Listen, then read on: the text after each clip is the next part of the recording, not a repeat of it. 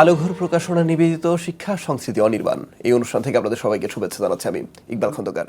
আশা করছি সবাই ভালো আছেন আর আমন্ত্রণ জানাচ্ছি অনুষ্ঠানের শেষ পর্যন্ত আমাদের সঙ্গে থাকবার জন্য।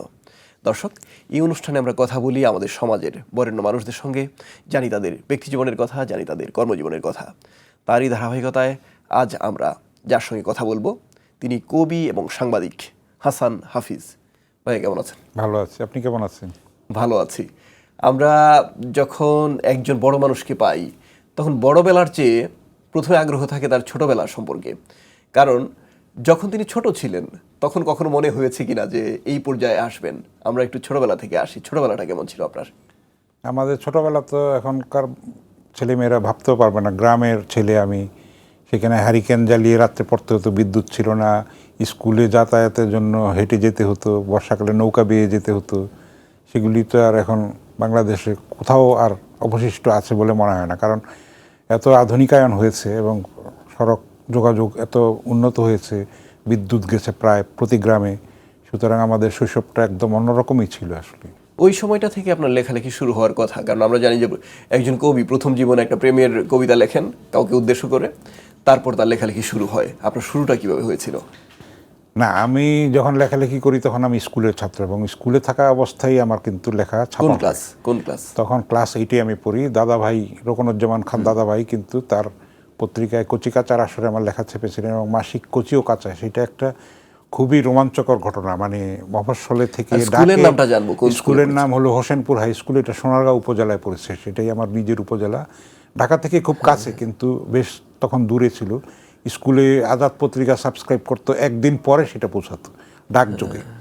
এমনি শহরে এলে, শহর আমাদের কাছেই, গ্রাম থেকে 3.5 মাইল দূরে, সেই শহরে এলে পত্রিকা নিয়ে যাওয়া যেত, কিন্তু স্কুলে যেত একদিন পরে ডাকযোগে। লেখালেখি শুরু হলো, কিন্তু সাংবাদিকতারও তো একটা শুরু আছে। সেই শুরুটা কিরকম ছিল? ওই তো আমি যখন ঢাকা কলেজে ভর্তি হলাম তখন থেকে তো আরও বিভিন্ন পত্রপত্রিকার অফিসে যেতাম।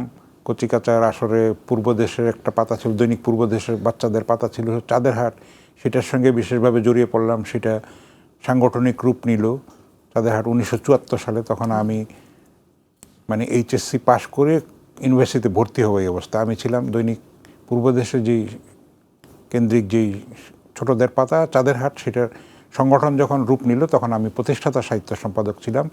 এই সংগঠনের প্রতিষ্ঠাতা হলেন রফিকুল হক দাদুভাই। তিনি কয়েক বছর আগে ইন্তেকাল করেছেন, কিন্তু তার বিখ্যাত ছড়া আছে, অনেক গানও আছে। নায়ার বাদাম তুইলে কোন দূরে যাও চইলা, এটা কিন্তু ওনার লেখা গান। তো সবচেয়ে বড় বিষয় হচ্ছে এই নামটাই আমাদের কাছে একটা তারকা নাম। ওনার কাজ পরের বিষয়, মানে কাজ দেওয়ার পরিচয় করানোর দরকার নেই, ওনার নামটাই আমাদের কাছে এমন। তো ভাই, ওই সময় আপনার সঙ্গে যারা লেখালেখি করতেন তাদের কিছু স্মৃতিচারণ শুনবো। তখন আমরা সাংগঠনিক রূপ নিল, তখন আমাদের বন্ধুবান্ধবরা অনেকে এখন বিখ্যাত শিল্পী, আফজাল হোসেন, ফরিদুর রেজা সাগর, চ্যানেল আইয়ের এমডি, বিখ্যাত লেখক, বাংলা একাডেমিতে শিশু সাহিত্যে পুরস্কার পাওয়া, 21শে পদক পাওয়া। তারপরে আরও আছে এনায়েত রসুল, তারপর আমাদের ইমদাদুল হক মিলন। আমরা কিন্তু একই বয়সী প্রায়, সুতরাং তারা এখন, আব্দুর রহমান বাচর শাসের সভাপতি ছিলেন, আপনি চিনবেন। তো হ্যাঁ, এরকম আরও কিন্তু আমাদের বন্ধুবান্ধব অনেকেই আছে যারা এখন বেশ প্রতিষ্ঠিত। তারপরে কেউ কেউ হয়তো বেঁচেও নাই, এমন অবস্থা। আমরা তো জীবনের সায়ান্নে পৌঁছে গেছি, কারণ আমি 71+, তো কম না, কিন্তু মেঘে মেঘে অনেক বেলা হয়ে গেছে। ভাইয়া, এখন আমরা যদি বই প্রকাশের কথায় যাই, দেখা গেল যে পত্রিকায় খুব লেখা ছাপা হচ্ছে, কিন্তু যখন বই প্রকাশের প্রসঙ্গ আসে তখনই নানা রকম গড়িমসি শুরু হয় প্রকাশকদের পক্ষ থেকে। নানা রকম তিক্ত অভিজ্ঞতার মধ্য দিয়ে বইটা প্রকাশ হয়। আপনার প্রথম বই প্রকাশের অভিজ্ঞতাটা কেমন ছিল? প্রথম বই আমার বেরোয় 1982 সালে, এখন যৌবন যার, কবিতার বই। সেটা কবি হেলাল হাফিজের বিখ্যাত কবিতা থেকে নেওয়া, এবং আমার নামটিও কিন্তু কবি হেলাল হাফিজেরই দেওয়া। আমার পিতৃপ্রদত্ত নাম কিন্তু হাসান হাফিজ না, ওইটা উনি দিয়েছেন কবি আবুল হাসানের থেকে হাসান এবং ওনার হেলাল হাফিজের থেকে হাফিজ। কিন্তু আপনার নামটা কি একটু শুনি না। আমার পিতৃপ্রদত্ত নাম হলো সুফি মোহাম্মদ গোলাম মাওলা। সুফি আমার দাদার নাম এবং আমার গোলাম মাওলা আমার পিতৃপ্রদত্ত নাম। আমার ডাক নাম শাহজাদা। আমি গোলাম মাওলা শাহজাদা নামে অনেক লেখালেখি করেছি, বিশেষ করে শিশুদের জন্য। তো এটা পরিবর্তিত হয়ে গেল তখন আমি কলেজ ছেড়ে ইউনিভার্সিটিতে ঢুকবো এই অবস্থার মধ্যে। তো আমার বইটা বেরিয়েছে 1982 সালে, তখন আমি ঢাকা বিশ্ববিদ্যালয়ের ছাত্র। আমি ঢাকা বিশ্ববিদ্যালয়ে পড়েছি দীর্ঘকাল। মানে 11 বছর একটানা, 1974 থেকে 1984। কিন্তু কারণ কি? কারণটা হলো দুইটা সাবজেক্টে পড়েছি আমি, দুইটা মাস্টার্স আমার, একটা বাংলা ভাষা ও সাহিত্য, আর একটা হলো গণযোগাযোগ ও সাংবাদিকতা। আর সেশন জট ছিল, বিখ্যাত সেশন জট, 3 থেকে 4 বছর। আমার প্রথম MA সার্টিফিকেট হলো 1977 লেখা, পাশ করেছি আমি 1980 সালে। তো এরকম দ্বিতীয় MA সার্টিফিকেটে লেখা 81 সাল, পাশ করেছি 84 সালে। তো এইটাই হলো কারণ আর কি, দীর্ঘ সময়। এবং আমি দৈনিক বাংলা, আপনি জানেন যে বিখ্যাত পত্রিকা, সেখানে আমি ছাত্রাবস্থায় আমি যোগদান করি 1976 সালে, যখন আমি সেকেন্ড ইয়ার অনার্সের ছাত্র। এবং আমার গুরু ছিলেন মোহাম্মদ জাহাঙ্গীর, বিখ্যাত মিডিয়া ব্যক্তিত্ব, আমাদের অন্তর্বর্তী সরকারের প্রধান উপদেষ্টা ডক্টর মোহাম্মদ ইউনূসের আপন ছোট ভাই। ওনার হাত ধরে আমি দৈনিক বাংলায় প্রবেশ করেছিলাম, উনি আমার গুরু। তো উনি এখন বেঁচে নাই, আমাদের মধ্যে নাই। তো তারপরে তো আমি কবি শামসুর রহমানের অ্যাপয়েন্টমেন্ট লেটারে কবি শামসুর রহমানের আমার কিন্তু স্বাক্ষর আছে, ঢাকা বিশ্ববিদ্যালয়ের রিপোর্টার হিসেবে এবং স্টাফ রিপোর্টার হিসেবে। কবি শামসুর রহমান তখন দৈনিক বাংলার সম্পাদক ছিলেন এবং সাপ্তাহিক বিচিত্রার সম্পাদক ছিলেন। আমার সৌভাগ্য যে বরেণ্য অনেক ব্যক্তিত্বের সঙ্গে আমি কাজ করেছি। দৈনিক বাংলাকে শিক্ষণীয় প্রতিষ্ঠান বলে মনে করা হয়, সাংবাদিকদের জন্য একটা আইডিয়াল প্রতিষ্ঠান ছিল। এখন সেটা নাই, অন্য মালিকানায় চলে গেছে। এটা সরকার নিয়ন্ত্রিত ছিল একটা পত্রিকা, আপনি জানেন দৈনিক বাংলা মোড়, বিখ্যাত মতিঝিল পত্রিকার নামে একটা জায়গার নাম, এবং ইত্তেফাকের, এই দুই জায়গার নামে কিন্তু আছে, অন্যগুলির নামে কিন্তু নাই। ভাই, যে প্রথম বই যখন বের হলো, আশপাশের মানুষের অভিব্যক্তিটা কেমন ছিল? সেটা বেশ ভালো সাড়া জাগিয়েছিল। আমি নিজের টাকাই বের করেছিলাম, বইটা ছোট সাইজের ছিল এবং প্রচ্ছদ শিল্পী হলেন আমার বন্ধু, আমার বাল্যবন্ধু আফজাল হোসেন। কারণ আফজাল বলেছিল যে তোর প্রথম বইটার কাভার আমি করব। পরে একটা করেছে, সে আমার কবিতা সমগ্রের 1 খণ্ডের কাভার করেছে। তো আফজাল এমনি খুবই চুজি, যেমন আমার মানে যেটা কবিতা সমগ্রের একটা খণ্ডের কাভার করেছে, সেটা নিজে 6টা কাভার করেছে, তার কোনোটাই পছন্দ হয় না, এত সে খুঁতখুঁতে। তো সেটা একটা আলাদা একটা আনন্দ। এবং আমার অফিসের কলিগরা সেটা কিনে নিয়েছে, বন্ধুবান্ধবরা কিনে নিয়েছে, দ্রুতই ফার্স্ট এডিশনটা শেষ হয়েছে। সেটার এখন 3য় সংস্করণ চলছে। সাংবাদিকতার শুরুটা কিভাবে কিভাবে যেন কথার মাঝখান দিয়ে শুরু হয়ে গেছে, তবু নির্দিষ্ট করে একবার পেশাদারিত্বের সঙ্গে সাংবাদিকতা কবে থেকে শুরু করলেন? এটা হলো ওই যখন ওই যে বললাম যে চাঁদের হাটের সঙ্গে সম্পৃক্ত ছিলাম, তো সেখানে বাচ্চাদের জন্য একটা সংবাদ বিশেষ সংখ্যা করা হয়েছিল।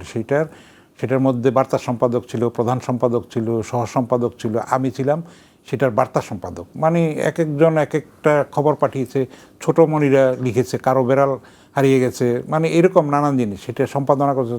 সেটা আমার একটা সূচনা পর্ব আর কি। তারপরে তো আমি যখন সেকেন্ড ইয়ারে পড়ি 1976 সালে আগস্ট মাসে আমি দৈনিক বাংলায় যোগদান করি ঢাকা বিশ্ববিদ্যালয়ের রিপোর্টার হিসেবে। তারপরে তো কয়েক বছর করে আমি 1980 সালে আমার প্রথম MA রেজাল্ট বের হওয়ার আগেই আমি রেগুলার স্টাফে পরিণত হলাম, মানে দৈনিক বাংলায় স্টাফ রিপোর্টার হলাম 1980 সালে। তারপরে সিনিয়র রিপোর্টার, এরপরে তো এখন 50 বছর হয়ে গেছে দেখতে দেখতে আমার প্রফেশনের। কিন্তু ভাইয়া, সাংবাদিকতা করা কিংবা সংবাদের নানা সেক্টরে যুক্ত থাকা আর নেতৃত্ব দেওয়া এক কথা না। আপনি নেতৃত্ব দিচ্ছেন জাতীয় প্রেস ক্লাবের সভাপতি, বর্তমান সভাপতি আপনি। এই নেতৃত্বের গুণটা আপনার মধ্যে কখন থেকে আছে বলে আপনি মনে করেন? এইটা আসলে ঘটনাচক্রেই হয়েছে। আমার ইচ্ছা ছিল না যে নেতৃত্বে আসার, ওইটা পরিস্থিতি আমাকে কিন্তু বাধ্য করেছে। আমি 42 বছর ধরে জাতীয় প্রেস ক্লাবের সদস্য এবং আমি 6 বার ইলেক্টেড হয়েছি। যতবারই আমি দাঁড়িয়েছি কোনোবারই আমি হারিনি। আমি মানে ওইখানে আপনি জানেন যে 2টা পক্ষ আছে, সবারই আমি প্রিয় পাত্র এবং 2 দিকের মানুষই আমাকে পছন্দ করেছেন, আমাকে নির্বাচিত করেছেন। প্রেস ক্লাব তো একটা 71 বছর পুরনো একটা প্রতিষ্ঠান এবং আমাদের বাংলাদেশের সমস্ত আন্দোলনে সংগ্রামে কিন্তু প্রেস ক্লাব একটা অখণ্ড একটা অবিচ্ছেদ্য সত্তা হিসেবে আছে। আপনি জানেন যে 71 সাংবাদিকরা প্রাণ দিয়েছেন, 14 জন সাংবাদিক শহীদ হয়েছেন এবং সাম্প্রতিক যে জুলাইয়ের ছাত্রগণ অভ্যুত্থান, সেখানেও 6 জন সাংবাদিক প্রাণ দিয়েছেন। সেই স্রোতধারার সঙ্গে সাংবাদিকদের রক্তধারাও মিশে আছে। আর যখন কোথাও কথা বলা যেত না, প্রেস ক্লাব হচ্ছে ডেমোক্রেসি স্কোয়ার। এখানে এসে মানুষ তাদের অভাব অভিযোগ কষ্টের দাবি দেওয়ার কথা এখানে মানববন্ধন করত, স্লোগান দিত, মিছিল করত।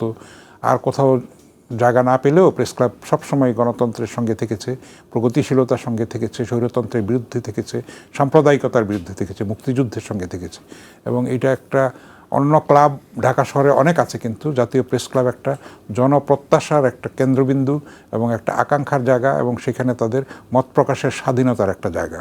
যখন সব কিছু রুদ্ধ হয়ে যায় তখন মানুষ এখানে আসে, কথা বলে, তাদের কষ্টের কথা, দাবি দেওয়ার কথা সেখানে উচ্চারণ করে, সেটা মিডিয়ায় প্রতিফলিত হয়, কিছু বিচার হয়, কিছু হয় না, তাদের শাসকদের কানে কিছুটা পৌঁছায় না, কিন্তু মানুষ সেখানে নিজের কথাগুলি সেখানে বলতে পারে, অবাধে বলতে পারে। ভাইয়া, আপনি দৈনিক কালের কণ্ঠের সম্পাদক হিসেবে আছেন, কিন্তু আপনাকে যখন থেকে আমরা, বিশেষ করে আমার প্রজন্ম চেনে, তখন আপনি দৈনিক আমার দেশে ছিলেন ফিচার এডিটর হিসেবে। সেখান থেকে আমার মনে হয় যে অন্য 10 জন সাংবাদিক থেকে একটু আলাদা করে, অর্থাৎ গতিটা উপরের দিকে তখনই আমাদের মনে হয়েছে যে এরপরে কখনো সাংবাদিক মানে সম্পাদক হয়েই আপনি আসবেন ফিরবেন, কিন্তু মাঝখানের সময়টা হয়তো প্রতিকূল ছিল। কিন্তু আমরা দেখেছি আপনি যখন ফিচার এডিটর ছিলেন তখন নানা রকম লেখা লিখতেন, ছড়া লিখতেন, রম্য লিখতেন। আপনার কি মনে হয় যে সম্পাদক হিসেবে দায়িত্ব নেওয়ার পর ওই লেখার জায়গাটা কমে যায়? এইটা আপনি নিজের লেখক, আপনারও অনেক বই আছে, আপনাকে অভিনন্দন, আপনারও বইয়ের সংখ্যা নিশ্চয়ই শতাধিক হয়েছে, তাই না? তো এটা একটা মজ্জাগত ব্যাপার হয়ে যায়, এটা শ্বাস প্রশ্বাসের মতো হয়ে যায় আসলে। আমি সম্পাদক হওয়ার পরেও কিন্তু গত বছর আমার নতুন পুরনো মিলে 32টা বই বেরিয়েছে, এটা একটা রেকর্ড। নন ফিকশন, কিন্তু আমি কিন্তু গল্প উপন্যাস লিখি না, অনেক কিছু অনুবাদ করি, তারপরে হয়তো কোনো সম্পাদনা করি, তারপরে বিজ্ঞানের বই লিখি। রম্য লেখা এখন কমে গেছে সেটা ঠিকই, কিন্তু 6-7টা রম্য গ্রন্থ আমার আছে, আবার সেটাতে ফিরতে ইচ্ছা করে, কারণ রম্য লেখা বিয়ে করলে ট্যাক্স ফ্রি এমন একটা বই ছিল না? বেশি বিয়ে বেশি ট্যাক্স, ও বেশি, এটা চিটাগংয়ের সিটি কর্পোরেশন একটা করেছিল, আইন করেছিল যে যে বেশি বিয়ে করবে তাকে ট্যাক্স বেশি দিতে হবে। সত্যি ঘটনার থেকেই লিখতাম আমি কলামটা, আমার কলামটার নাম ছিল চিরতা ও মধু, সেই নামে আমার একটা বই আছে। সত্যি সেলুকাস নামে আমার একটা বই আছে। তারপরে তালগাছটা আমার নামে একটা বই আছে, মানে ওই যে হ্যাঁ হ্যাঁ। এখন ওই সময়টা আপনি ছড়া লিখতেন নিয়মিত, একেবারে সমসাময়িক বিষয় নিয়ে। একটা কলাম ছিল আপনার ভীমরুল, যে ফান ম্যাগাজিনটা, সেখানে একটা কলাম ছিল আপনার ছড়ার, হুল ফোটানোর ছড়া। হ্যাঁ, হুল ফোটানোর ছড়া। এখন ছড়াটা লিখতে আপনাকে ওইভাবে দেখি না। না, ছড়া এখন ওই ব্যঙ্গ ছড়া লিখছি না, কিন্তু ছড়ার বই আমার গত বছরও 2-3টা বেরিয়েছে, এবারও বেরোবে। ফলে আমি কিন্তু ঈশপের গল্পকে ছড়ায় রূপান্তর করেছি, 5টা-6টা বই আছে আবার। এবং আমার একটা বই আছে খেলায় সেরা তাদের ছড়া। বাংলাদেশ শুধু না, বিশ্বের বড় বড় খেলোয়াড় যারা আছে, আপনার পেলে বলেন, তারপরে এই ম্যারাডোনা বলেন, তারপরে আরও বিভিন্ন উসাইন বোল্ট বলেন, তারপরে আরও যারা যারা আছে, স্যার ব্র্যাডম্যান, সবার জীবনের কাহিনী নিয়ে, তথ্য নিয়ে সেগুলি ছড়ায় রূপান্তর করেছি আমি। এবং আরেকটা বইয়ের কাজ আমি করেছি এই যে বিখ্যাত পাখি বিশেষজ্ঞ আলোকচিত্রী ইনামাল হক ভাইয়ের সঙ্গে, পাখির ছবি পাখির ছড়া। বাংলাদেশের 24টা পাখির বৈশিষ্ট্য, গুণাগুণ, স্বভাব, চরিত্র, এগুলিকে ছড়ায় আমি এনেছি, এবং সেটার মধ্যে ছবি প্রধান একটা বই, এটা শিগগিরই বেরোবে, প্রক্রিয়াধীন আছে, পাখির ছবি পাখির ছড়া। বই তো অনবরত বের হচ্ছে, আপনার বইয়ের বিষয়ে জানি, খবর রাখি। বিষয় বৈচিত্র্য সাধারণত আমরা লেখক কবি তাদের ক্ষেত্রে এতটা দেখি না, যারা যে ধারাটা ধরেন সেই ধারা নিয়ে গন্তব্যে পৌঁছার চেষ্টা করেন। কিন্তু আপনার ধারা এতগুলো যে কোনটা রেখে মানুষ কোনটা পড়বে, কিন্তু জানে, পাঠক জানে যে কোনটা পড়তে হবে বা কার জন্য কোনটা বেছে নেয়। তবু যদি আপনাকে বলি, সেই কমন প্রশ্ন, গতানুগতিক প্রশ্ন, কোনটা আপনাকে আলাদাভাবে টানে, কোন বিষয়টা? না, এখন তো সব সন্তানই তো প্রিয় বাবা মায়ের, তাই না? হয়তো কোনোটার প্রতি পক্ষপাত থাকে। শিশু সাহিত্য আমার করতে ভালো লাগে। আপনি জানেন যে এইবার বাংলা একাডেমি আমাকে শিশু সাহিত্যে পুরস্কার দিয়েছে। তো এখন আমি পরিচিত বেশি কবি হিসেবে, এখন আমি প্রশ্নবাণে জর্জরিত যে আপনাকে কবিতায় কেন দেয়নি। আমি বললাম যে এটা তো আমার অপশন না, এটা বাংলা একাডেমি সিদ্ধান্ত নিয়েছে। আমাকে বিজ্ঞান পরিবেশেও দিত, আমার 7-8টা বিজ্ঞান এবং পরিবেশ বিষয়ক বই আছে, আমার অনুবাদেও দিতে পারতো। আমি 3 শতাধিক রূপকথা সারা বিশ্বের আমি বাংলায় রূপান্তর করেছি। এটা আর দ্বিতীয় কেউ করে না বাংলা সাহিত্যের চর্যাপদ থেকে ধরে এই পর্যন্ত। এখন আপনি জানেন যে ইন্টারনেটের কারণে আমরা সব জায়গায় পৌঁছতে পারছি। এখন বিশ্বের প্রায় সব দেশের রূপকথা আমি বাংলায় রূপান্তর করেছি। সেগুলি আমার রূপকথার বইয়ের সংখ্যাও 35 থেকে 40টা। এটার সমগ্রও বেরিয়েছে, 4 খণ্ড বেরিয়েছে, আরও বাকিগুলি এখন প্রক্রিয়াধীন আছে। তো এখন বিচিত্র জিনিসে কিন্তু গতায়াত করতে আমাদের, যদি রবীন্দ্রনাথের জীবন দেখি, কবি নজরুলের জীবন দেখি, তারাও কিন্তু বিচিত্র ফসল ফলিয়েছে। এবং রবীন্দ্রনাথ তো যেখানে হাত দিয়েছেন সোনা ফলিয়েছেন সব জায়গায়। রবীন্দ্রনাথ তো হোমিওপ্যাথির উপরেও আর্টিকেল লিখেছেন, বিজ্ঞানের উপরে লিখেছেন। আমরা অবাক হয়ে যাব, চিঠি যে কত লিখেছেন জীবনে, মানে 80 বছরের জীবনে তার কোনো হদিশ নাই। কিছুকাল আগে পর্যন্ত তার অপ্রকাশিত পত্র বেরিয়েছে। আমাদের নজরুল কিন্তু মানে সেইভাবে গার্হস্থ্য প্রতিভা বলা হয় না তাকে, বাউন্ডুলে তার অনেক কিছু হারিয়ে গেছে। নজরুলের গানের সংখ্যা কিন্তু রবীন্দ্রনাথ থেকে অনেক বেশি, এবং সব গান উদ্ধারও করা যায় না। এবং নজরুল 100 বছর আগে যেই লেখা লিখে গেছেন সেগুলি এখনও প্রাসঙ্গিক, কালোত্তীর্ণ, এবং আমাদেরকে এখনও আলোড়িত করে, নাড়া দেয়। আমরা আপনার কথা শুনছি, আরও শুনবো, কিন্তু তার আগে ভিন্ন একটা প্রসঙ্গ। আমাদের যারা পৃষ্ঠপোষক, আলোঘর প্রকাশনা, তারা একটা কাজ করেন, সেটা হচ্ছে দেশের প্রত্যন্ত অঞ্চলে বইমেলা করেন। অর্থাৎ যারা এমনিতে 21শে বইমেলায় আসতে পারে না কিংবা খুব সহজে বই পায় না, তাদের কাছে বই পৌঁছে দেওয়ার বিষয়টা তারা সহজ করে তোলেন। এই বিষয়টাকে আপনি কিভাবে দেখেন? সেটা খুবই একটা দরকারি এবং মানে বাস্তব এবং সময় উপযোগী একটা পদক্ষেপ। কারণ একটা বান্দরবানের একটা স্কুল ছাত্র সে তো এখানে আসতে পারবে না, তার খরচের ব্যাপার আছে, তার নিরাপত্তার ব্যাপার আছে, কিংবা ধরেন আপনার পঞ্চগড়ের একজন স্কুল ছাত্রী সে তো বইটা হাতের কাছে পাচ্ছে না। বইটা যদি তার দোরগোড়ায় পৌঁছে দেওয়া যায় তাহলে কিন্তু সত্যিকারের একটা উপকার হয়। এবং বিশ্ব সাহিত্য কেন্দ্র ভ্রাম্যমাণ লাইব্রেরি করেছে, কিন্তু সেটাও তো অনেক সীমিত। আমাদের 18 কোটি জনগণের দেশে বইগুলি যদি আমরা পৌঁছে দিতে না পারি, আমরা যদি মননকে ঋদ্ধ করতে না পারি, তাহলে আমরা জ্ঞানভিত্তিক সমাজটা কিভাবে করতে পারবো? আমাদের প্রধানমন্ত্রী তারেক রহমানও কিন্তু 21 অনুষ্ঠানের উদ্বোধন যে করেছেন সেখানে বলেছেন বইমেলার আন্তর্জাতিকীকরণ এবং আমাদের সত্যিকার অর্থেই আমাদের সাহিত্য সম্ভার বিশ্বের বিভিন্ন ভাষায় অনুবাদ করার উপরে উনি জোর দিয়েছেন। আমরা চাইব সেটার কার্যকর একটা পদক্ষেপ। এইগুলি বলা হয়েছে বহু বছর, কিন্তু আমরা কোনো কার্যকর পদক্ষেপ আমরা দেখতে পাই না। আমরা আশা করব যে কথা এবং কাজে এই সরকারের মিল থাকবে এবং আমরা আমাদের সাহিত্য নিয়ে যেন গর্ব করতে পারি। ভাই, আপনি বলছিলেন যে সরকারের পৃষ্ঠপোষকতার কথা, কিংবা তারা যাতে ঠিকঠাক আমাদের একটু পৃষ্ঠপোষকতা দেন, কিন্তু আপনার একটা জায়গা আছে। আপনি যখন একটা পত্রিকার সম্পাদক হন, সেখানে ঈদ সংখ্যা থাকে, সাহিত্য পাতা থাকে, সেখানে নতুন লেখককে তুলে আনার ক্ষেত্রে কিংবা ভালো একটা লেখা ছড়িয়ে দেওয়ার ক্ষেত্রে সম্পাদক হিসেবে আপনি কতটা ভূমিকা পালন করেন?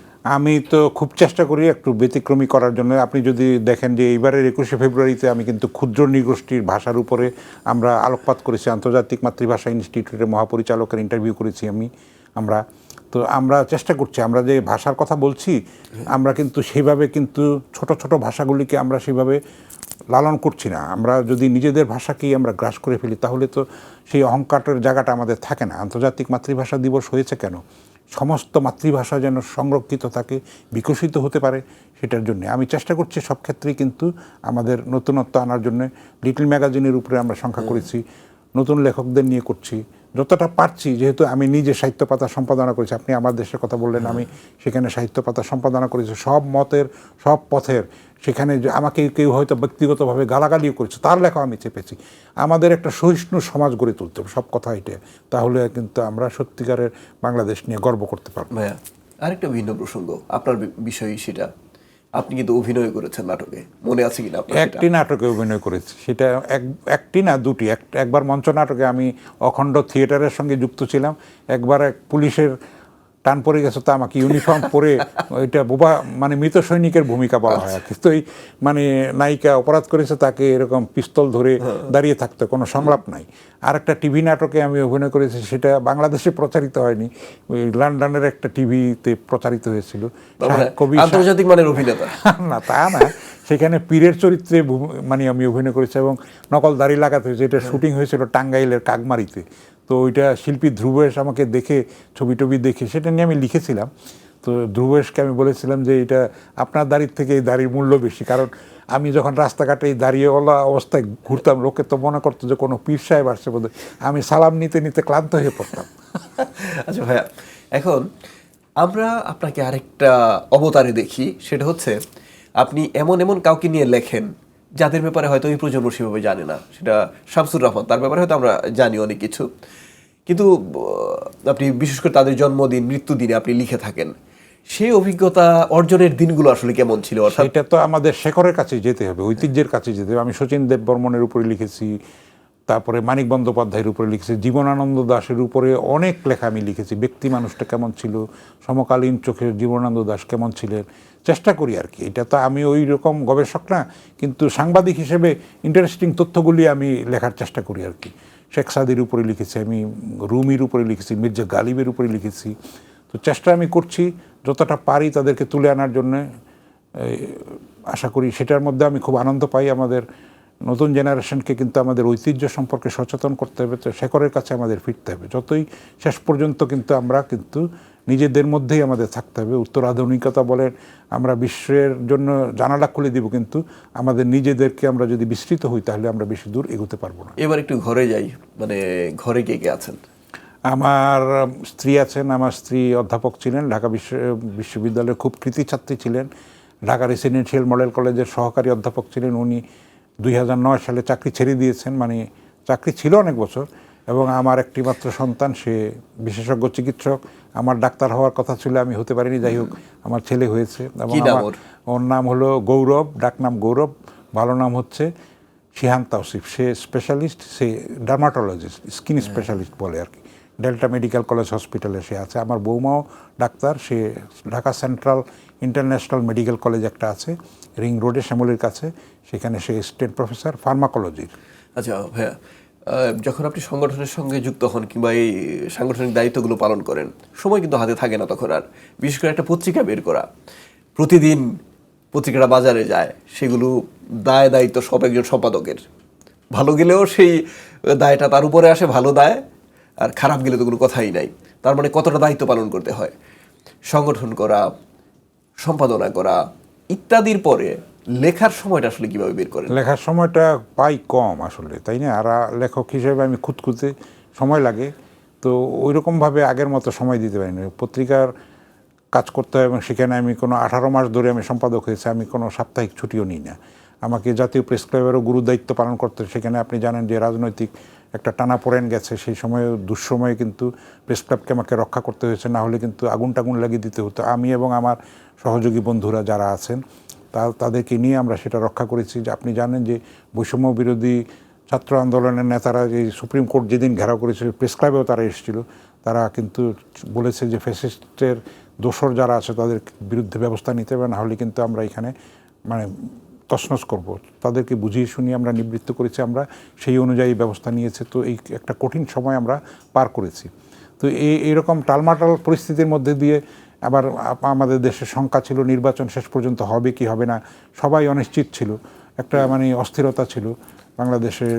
তো আমাদের সৌভাগ্য যে একটা শান্তিপূর্ণ নির্বাচন আমরা পেয়েছি, প্রায় রক্তপাতহীন একটা নির্বাচন পেয়েছি, সুষ্ঠু, অবাধ এবং সবার ভোটাধিকার নিশ্চিত হয়েছে। সেটার জন্য বিদায়ী অন্তর্বর্তী সরকারকে আমরা ধন্যবাদ দিব এবং এই নির্বাচন প্রক্রিয়ার সঙ্গে যারা যুক্ত ছিলেন তাদেরকেও ধন্যবাদ দিব। সাধারণ মানুষ কিন্তু নিজেদের ভোটাধিকার প্রয়োগ করতে পেরেছেন এবং রাষ্ট্রের যে তারা মালিক, এইবার অনেক বছর পরে তারা সেটা ফিল করতে পেরেছেন এবং জবাবদিহিতার সংস্কৃতি একটা প্রতিষ্ঠিত হতে চলেছে। সেইটা একটা ভালো লক্ষণ। আমরা আশা করব যে আমরা ইতিবাচক একটা পথে এগোতে পারবো। অনেক ধন্যবাদ ভাই আপনাকে। আপনি ইতিবাচক মানুষ, সবসময় আমরা জানি। সেই ইতিবাচক পথে আমরা এগোবো, সেই প্রত্যাশা আমাদের। ভালো থাকবেন আপনি। নিশ্চয়ই, অনেক ধন্যবাদ। জিটিভির দর্শক শ্রোতা সবাইকে ধন্যবাদ, এই অনুষ্ঠানের সঙ্গে যারা সম্পৃক্ত সবাইকে ধন্যবাদ। দর্শক, এতক্ষণ আমরা কথা বলছিলাম কবি এবং সাংবাদিক হাসান হাফিজের সঙ্গে। তিনি বলছিলেন তার ব্যক্তি জীবনের কথা, তিনি বলছিলেন তার কর্মজীবনের কথা। আমরা অনুষ্ঠানের শেষ পর্যায়ে চলে এসেছি। এখন অতিথিকে বই উপহার দেওয়ার মধ্য দিয়ে আমরা বিদায় নেব। দর্শক, এই অনুষ্ঠানটি প্রচার হয় প্রতি রবিবার রাত 8:30টায়, আর প্রচারিত পর্বগুলো দেখা যায় জিটিভির ইউটিউব চ্যানেলে। সবার জন্য আবারও শুভকামনা। আল্লাহ হাফেজ।